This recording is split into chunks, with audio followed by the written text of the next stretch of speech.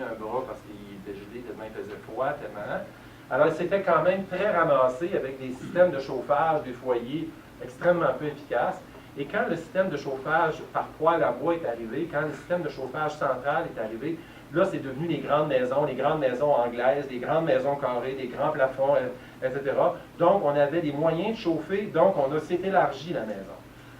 Est-ce que cette maison-là et toute l'architecture vitrée d'aujourd'hui reflètent l'efficacité énergétique, la crise énergie, la protection de l'environnement, puis mettez-en, jamais, jamais, jamais de la vie, ça n'a aucun bon sens. Alors, il fallait absolument limiter les vitrages, et malgré ça, c'est encore beaucoup trop ce qui est permis dans le vitrage.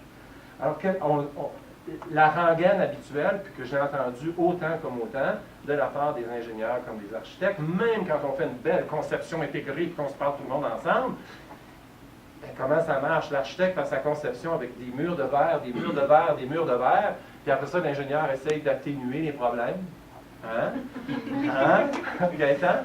Puis là, il faut qu'ils mettent là, de la clim, puis de la clim, puis de la clim, puis du chauffage, puis du chauffage, puis du chauffage. Puis ça, on essaye de... Hey, c'est écologique parce que j'ai mis du verre efficacité énergétique élevée. Puis, faire un mur, ça va aller bien mieux que ça. Alors, quand je vous ai montré tantôt les bureaux de chez Gaudreau Environnement, j'ai oublié de vous faire remarquer comment il y avait de vitrage pour tout le monde, comment il y avait des fenêtres pour tous les travailleurs, mais on n'a pas fait d'orgie de vitrage comme ça, c'est tellement important. Dans le bureau de sa superbe, la salle, des fois je vois le nerf comme ça quand je limite Mme Jérôme Forget, la salle de concert à Montréal, la nouvelle salle de concert, je veux qu'il y a une chose qui est importante dans une salle de concert, c'est l'acoustique. Pierre a dit qu'il y a juste ça qui est important, c'est une salle de concert, c'est l'acoustique.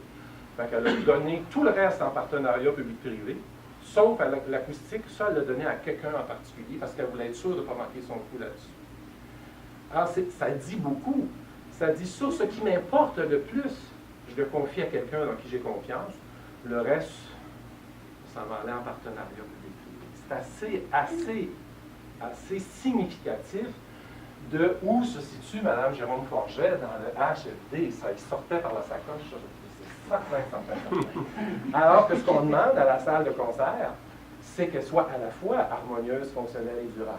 Quand les critiques ont sorti sur le processus de sélection, quand les critiques ont sorti sur l'architecture, je ne la critique pas moi-même, je veux juste dire que si vous recensez les couvertures de presse de quand le projet a été fini, il n'y a personne qui a été impressionné. Et je vous passe les confidences que j'ai eues des comités de sélection que je ne me permettrai pas de vous dire. De Ken Lagano lui-même. Alors, vous êtes qui, vous, là-dedans? Permettez-moi de vous dire, si vous ne le savez pas déjà, qu'on peut faire mieux pour sauver des divorces que d'aller entreprendre un projet de rénovation. Ça aussi. Quand on est le HFD de tantôt, dans la dynamique de réalisation de projet, il peut arriver, pas tout le temps, mais il arrive, moi j'ai eu à arbitrer, vraiment des situations de couple colossales, pas parce qu'il manquait d'argent, non. Mais quand tu as affaire à quelqu'un qui est très très D, puis l'autre qui est très très H, ou des fois c'est pas simple à gérer. Dans mes cocasses anecdotes, et c'est ça, j'en aurais tellement là-dessus, mais elle qui est psychologue, lui qui est un homme d'affaires, on lui fait une super belle cabane dans les Laurentides, puis le yard est en train de pogner, vraiment là. Et la dame de dire, hey Tom, on était supposé d'avoir du fun là-dedans, c'est l'anglophone, on était supposé d'avoir du fun dans ce projet-là, qu'est-ce qui se passe? Là, je dessinais en même temps la chambre à coucher, le lit pour qu'il soit orienté comme lui veut, puis qu'elle, elle veut. Puis là, écoute, l'attention était à couper au couteau, puis je dessinais votre cave au milieu, là, tu sais. Je dessinais, puis à coup, j'ai entendu, là, je dis, regarde, on pourrait faire ça comme ça. J'ai entendu vraiment l'expiration des deux.